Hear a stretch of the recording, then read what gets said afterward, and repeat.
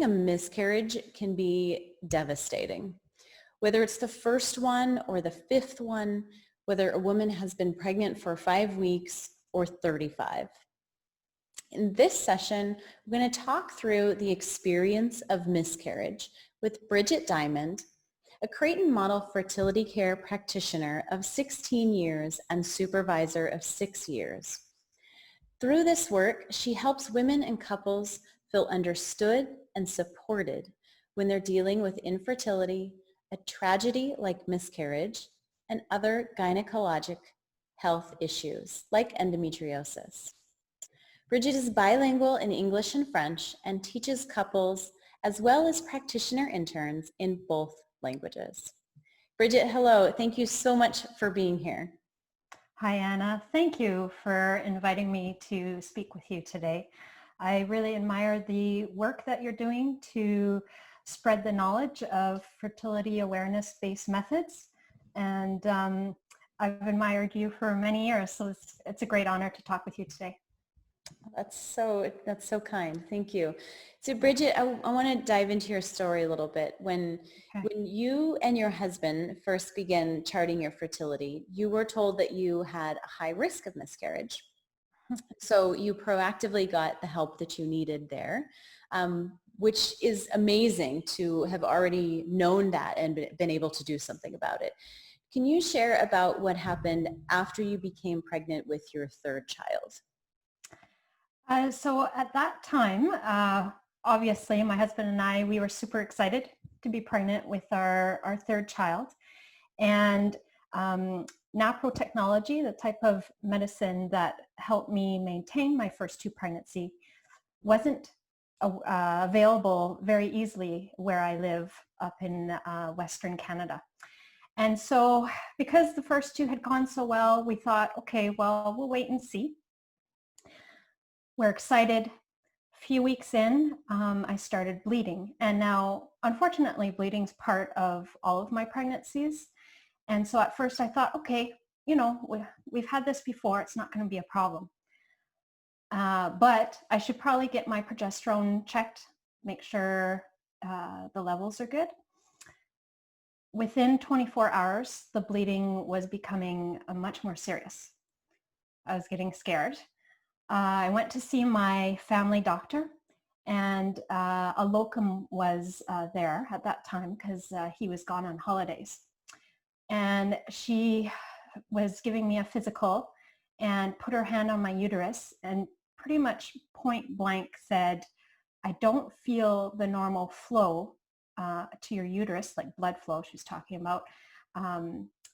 And like her statement was quite stark.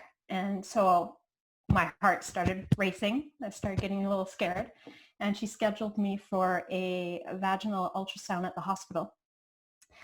So I called my husband and he asked me if I wanted him to come join me at the hospital. And I put on a brave face. I wasn't brave. And I said, no, I'll go on my own. So got to the hospital. Those rooms, they're cold, very clinical, and the ultrasound tech was very professional, however, very quiet. So that made it even kind of a scarier experience. Here, they're not allowed to tell you anything that's going on. So I went back to my family doctor, or the locum, I should say, and she told me that I was miscarrying. I was devastated. Even though it was my third pregnancy and I had two other children at home, I had already planned my life with this baby. And so, again, my husband didn't clue in that he should come be with me, but I also didn't ask him to come be with me. It's one of my regrets that I pushed my husband away. And even my sister-in-law, he had called her. She asked if we'd like to go out to lunch together. And I said, no. I really just kind of blocked myself out, came home and miscarried the baby on my own in pain with a lot of bleeding. And It was a very sad time for me. I lots of different emotions happened for me, but blocking out my husband from that experience, like I had said, was not my brightest shining moment, I could say. And it took me a long time to recover emotionally, physically from that miscarriage. Hmm. Yeah, I can't even imagine. It's hard to even know what to say there.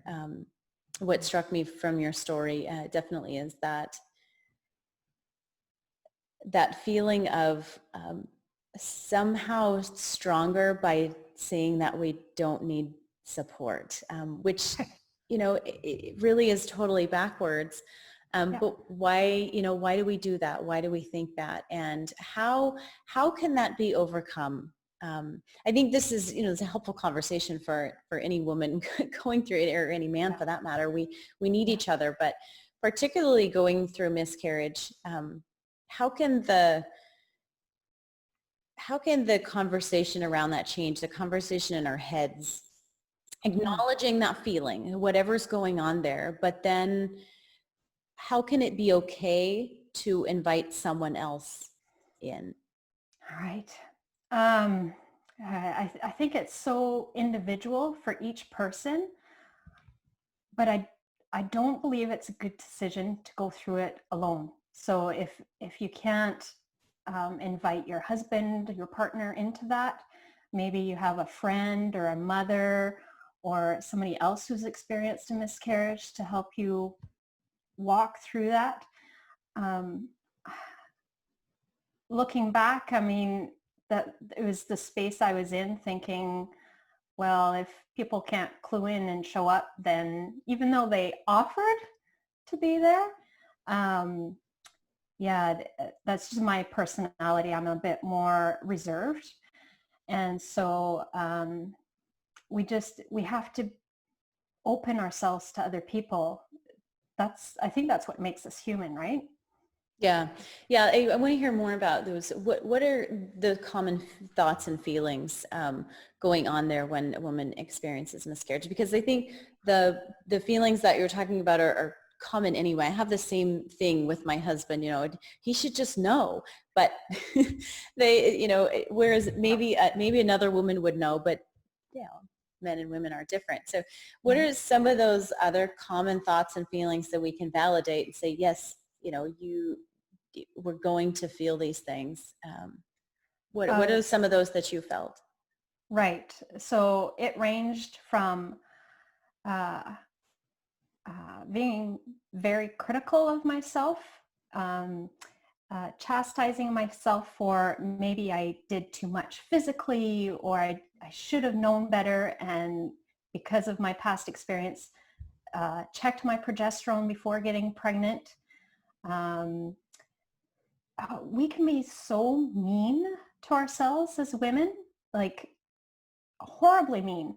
And so you blame, often I blamed myself for what happened, even though, I mean, yeah, even though the miscarriage happened and the knowledge I had, um, we say some terrible things to ourselves and beat ourselves up about it.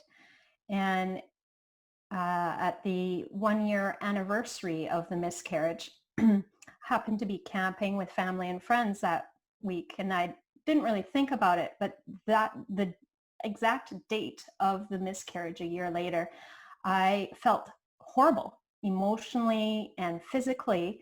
And it wasn't until about a day or two later did I realize that it had been the anniversary of the miscarriage. So we carry a lot emotionally and physically. And if you don't share that with someone, I think you're doing yourself a lot of harm. Yeah, that's interesting. Because those thoughts they swirl around so much. And I think we always want to look for a reason why something's happened, like Right. or someone or something or someone to blame because Hmm. but I think that because I think it gives a reason. We want a reason. Well, what's the purpose of this or what's the cause of this? Right. And I think you're right. A lot of times ourselves are the closest, we're the closest thing to blame. And so Mm. it comes Yes. back, yeah, on ourselves. Yeah, Um, unfortunately. That typically with the experience I've had working with other couples, that the woman blames herself more than anything else, unfortunately. We need to take better care of ourselves for sure.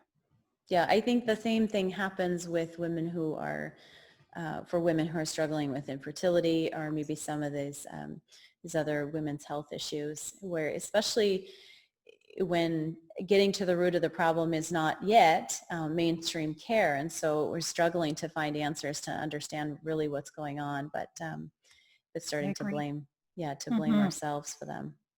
Yeah. Yeah, I absolutely agree. Women seem to take on the brunt of anything to do with our gynecological health. And unless you find good medical help, it, it can be a very horrible, long, lonely journey. Hmm. Yeah, so let's talk about what can be done. I think it would seem to me the first thing is recognizing that, okay, I am having these thoughts Mm. and these feelings. So Yeah. how then can a woman who is suffering the devastation of miscarriage um, change that toward taking care of herself? What are the next steps there? Yeah. Yeah. So I agree. She needs to be gentle with herself and give yourself some time to grieve. And for some women, that's a short time. For other women, like myself, a year later, I was still dealing with a lot of those feelings. So I think number one is reaching out to someone. Allow people to help you.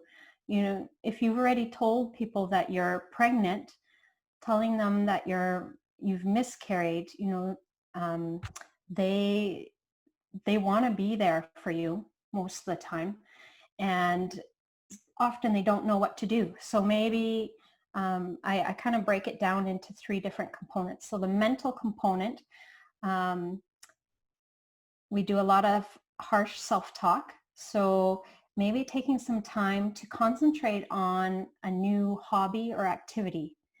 The reason I suggest that is because you've already been planning this new baby and this new life.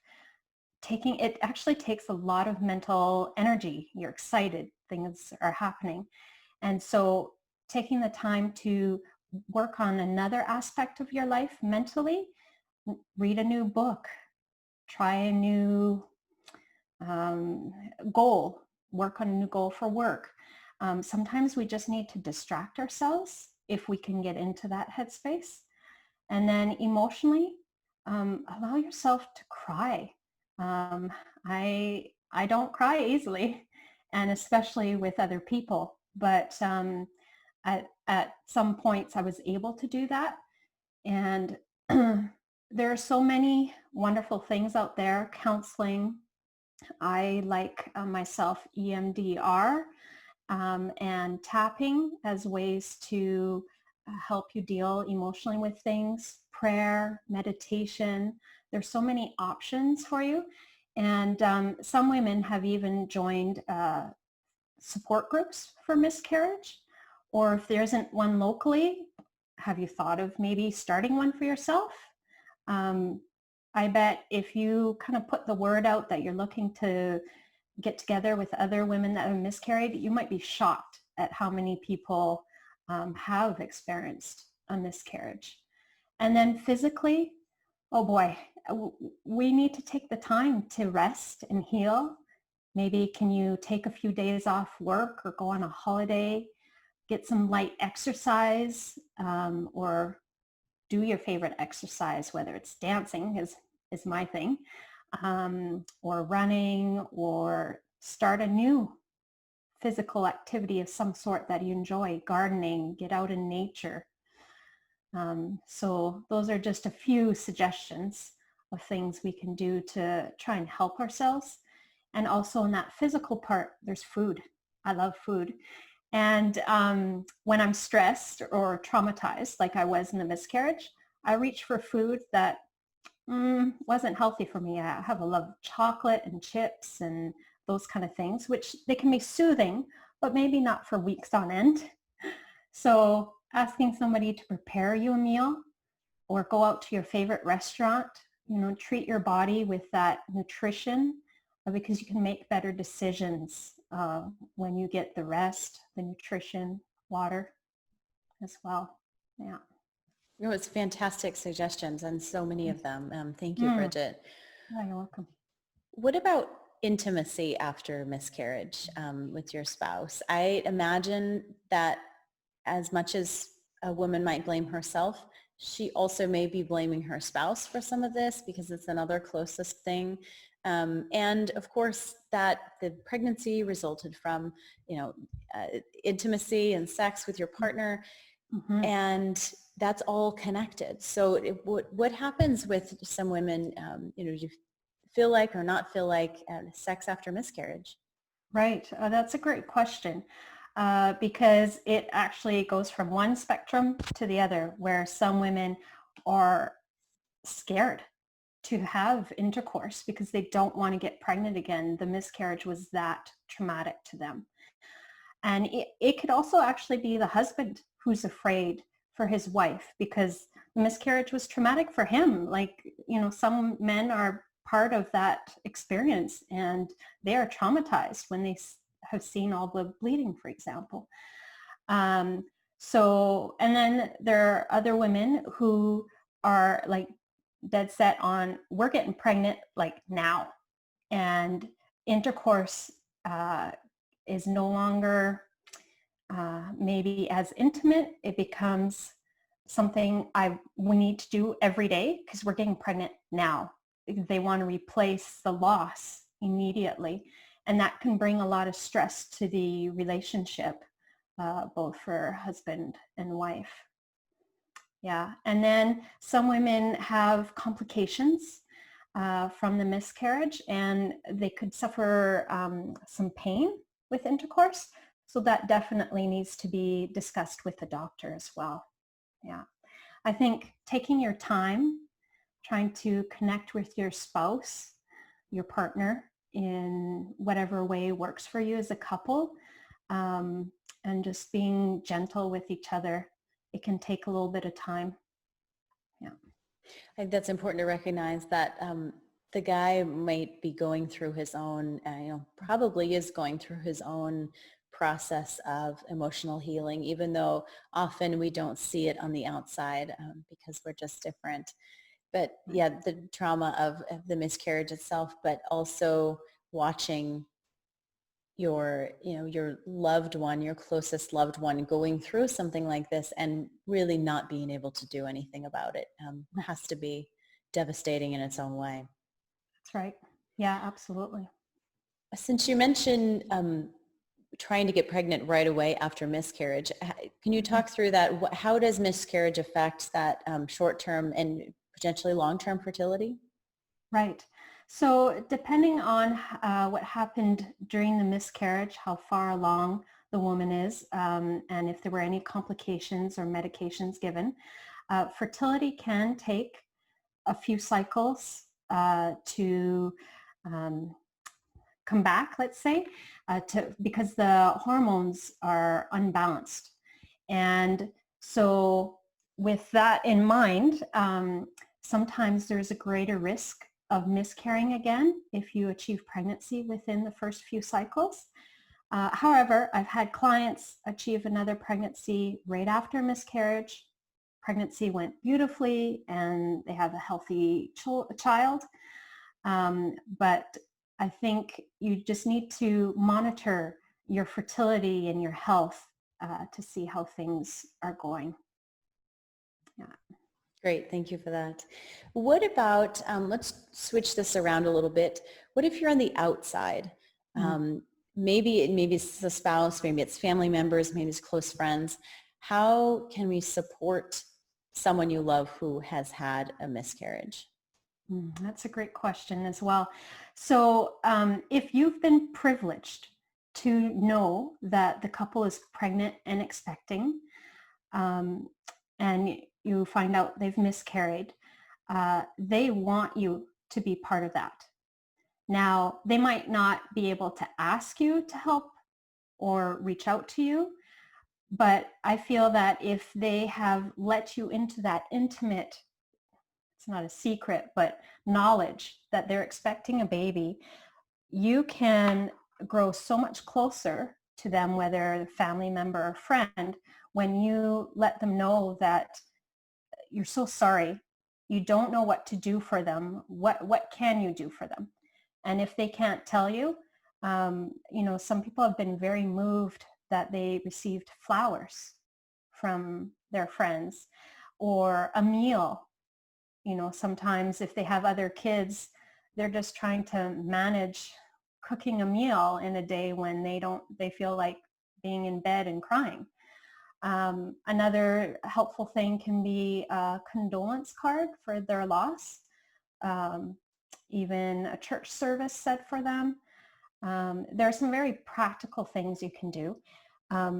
What I don't recommend is that you ignore it and you don't acknowledge it, because that couple or the woman could be suffering, and touching base with them more than once about it can be really, the couple experiencing a miscarriage could be really grateful that a month later, 3 months later, even a year later, you check in with them. Hey, how are you guys doing?